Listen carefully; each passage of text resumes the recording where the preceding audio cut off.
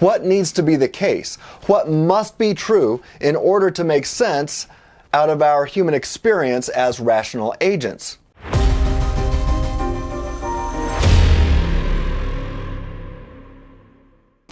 Recently, on Eli Ayala's Revealed Apologetics website, author Joshua Pillows published a blog article entitled Tag, Summarized and Explained, an Absolute Proof of God. I found Pillows' article to be a clear and well-written account of the transcendental argument for God, otherwise known as the Tag. Because of his clarity, it also provides reason as to why most Calvinists, and a large percentage of those who practice Reformed theology, cannot logically appeal to the Tag as an apologetic, lest one shoot himself in his own foot. Let's begin by examining Pillows' summary of the Tag. He notes that the Tag was formulated by the late Cornelius Van Til. His presuppositional approach is based on a consistently Reformed approach to Scripture. A distinctively Reformed approach, presuppositionalism rests on biblical authority, not succumbing to the pretenses of neutrality and the alleged correctness of autonomous human reason, as has been believed and adhered to for the entirety of church history. Presuppositionalism emphasizes the fundamental antithesis between believers and unbelievers, and therefore argues over worldviews.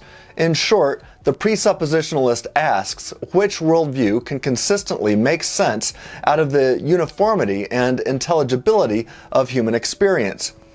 It is through this medium that it seeks to prove the existence of God and all the truths of Christianity therein. Now, it's vital to note that this presuppositional approach is based upon Reformed theology.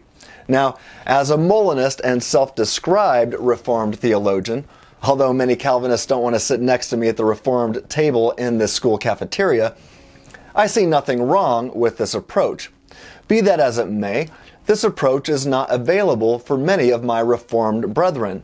That is to say, Calvinists who affirm Exhaustive Divine Determinism, EDD or ED, and the Tag destroy their own worldview. The Tag is an argument appealing to transcendental reasoning. Pillows describes it nicely. In simple terms, transcendental reasoning / proof seeks to establish the necessary preconditions of intelligible experience. What must be true in order for intelligible experience or a particular experience to be the case? The transcendentalist asks. Now, I've devoted the past decade of my life to answering that question. I've argued that several factors are necessary in order for an agent to possess epistemic responsibility and be rational in a desert sense. An agent must possess intentional states of consciousness, the power to think of and about things, ideas, concepts, competing hypotheses, the laws of logic, and so forth. The entirety of an agent's intentional states must not be causally determined by something or someone other than the agent, and an agent must be an intelligently designed, free-thinking thing with cognitive faculties functioning properly, subject to no dysfunction, in an appropriate environment which can be aimed at truth, just in case the agent is careful and handles his or her powers responsibly. Now, Pillows references René Descartes' cogito argument and asks, what is something no rational human being could doubt? He adds, well, can a rational person doubt that he even exists? The obvious answer would be no. If you're even able to doubt anything at all, you must first exist in order to do the doubting. Here we see a transcendental proof in that it assumes that one does not exist and shows that if that were the case, then you couldn't even doubt anything at all. Interestingly, if a deity causally determined a person who actually exists to doubt his or her own existence, and they possess no power to think otherwise in that circumstance, then although there is reason or a cause for the person to doubt their own existence, since an enormously powerful being causally determined the person to doubt his or her own existence, we see that this person is not rational. Why?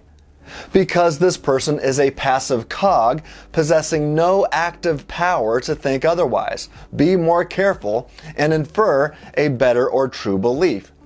This implies that a rational person must possess the ability to freely think in a libertarian sense. That is, a rational person is one who is not causally determined to believe falsehoods. Thus, if a rational person does believe a certain falsehood, this agent could have been more careful and thought otherwise to eventually infer the truth.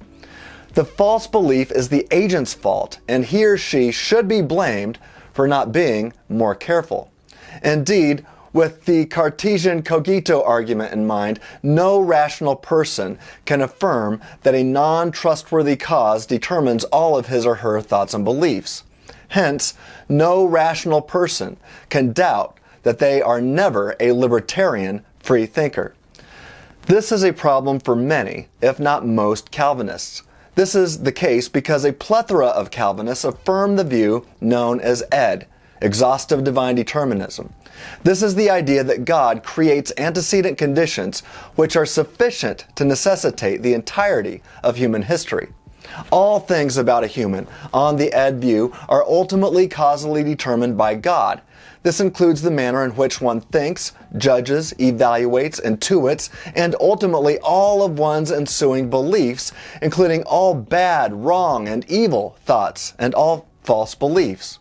Pillows concludes, as pertains to presuppositional apologetics, the Transcendental Arguments for the Existence of God, or the TAG, argues that if one rejects the Christian worldview, they are reduced to utter absurdity in an impossible reality.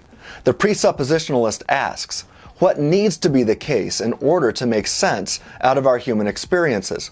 On this fundamental question, he assumes, for the sake of the argument, any non-Christian worldview to show that on its own terms it reduces to absurdity, inadequate for the task of explaining intelligibility. He then asks his opponent to stand on his worldview to show that Christian theism has an explanation for everything in the universe. It is through this transcendental proof that Christianity is proved to be true by showing the impossibility of the contrary.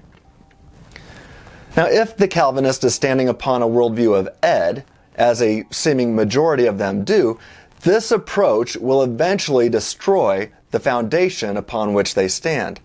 This is because, whether the EDD advocate realizes it or not, EDD tacitly assumes that our Creator is a deity of deception. We must reject this low view of God and instead presuppose perfect being theology. Although we have good reason to conclude that God is a maximally great being, both biblically and logically, presuppositional apologists, aka presuppers, must not merely presuppose the reliability of Scripture. The presupper must presuppose that the author of Scripture is a perfect and maximally great being. I agree with the presupper that the existence of God is a necessary condition in order for humans to possess the ability to rationally infer and affirm claims of knowledge.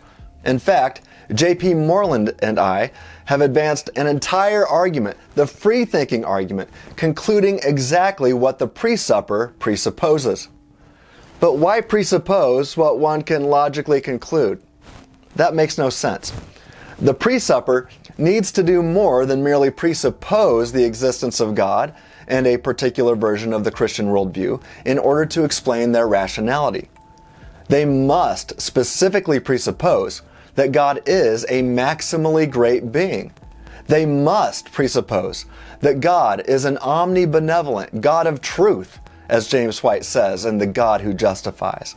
And they must presuppose that God is anything but a deity of deception, or a God of mischief, who causally determines all of his spirit-filled, committed followers who love God to affirm and advance false beliefs about God. Ultimately, one must presuppose that 1, he or she possesses intentional states of consciousness, the power to think of and about things, ideas, concepts, competing hypotheses, the laws of logic, and so forth. 2, that the entirety of his or her intentional states must not be causally determined by something or someone other than the agent, and 3, that he or she is an intelligently designed, free-thinking thing with cognitive faculties functioning properly, subject to no dysfunction, in an appropriate environment which can be aimed at truth by the agent if the agent is careful and handles his or her powers responsibly. If one presupposes ed, as opposed to a maximally great being, then the presupper ultimately destroys the exact thing they are trying to explain: human rationality. This is the case because no one, including all Christians and all Calvinists, is infallible. Thus, if God determines all things, then this would include all of the false beliefs and false theological beliefs possessed by each and every Christ follower. If one presupposes that the Bible is reliable, but then interprets Scripture in such a way that leads to the conclusion that the author of Scripture is a deity of deception, then welcome to self-destruction. Consider the deity of deception argument. Premise 1. If ed is true, then God determines all Christians to affirm some false theological beliefs. 2. If God determines all Christians to affirm some false theological beliefs, then God is deceptive. His word, the Bible, cannot be trusted, and Christians cannot have assurance of salvation. 3. God is not deceptive. His word can be trusted, and Christians can have assurance of salvation. 4. Therefore, God does not determine all Christians to affirm some false theological beliefs. 5. Therefore, ed is false.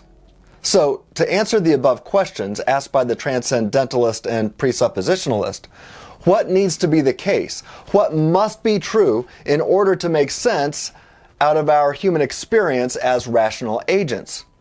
Answer: it must be true that a deity of deception does not causally determine all of the deity's loyal followers to affirm false theological beliefs.